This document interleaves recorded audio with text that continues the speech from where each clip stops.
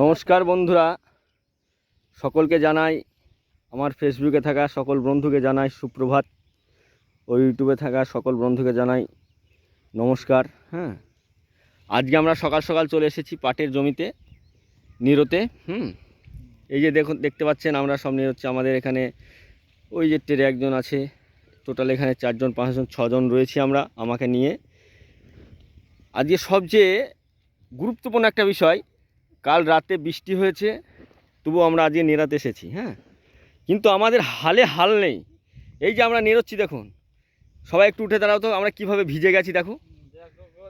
এই দেখো, এই দেখো সুখ, পুরো ভিজে গেছে। দীপক, তুষার, আর ওই যে গেরস্ত রয়েছে ওখানে। কিন্তু আমাদের একটাই দাবি, আমরা গেরস্তকে দাবি করেছি যে আমরা সকাল সকাল ভিজে যাচ্ছি, তাহলে আজকে আমাদের 50 টাকা বেশি। কিন্তু আমাদের গেরস্ত রাজি হচ্ছে না।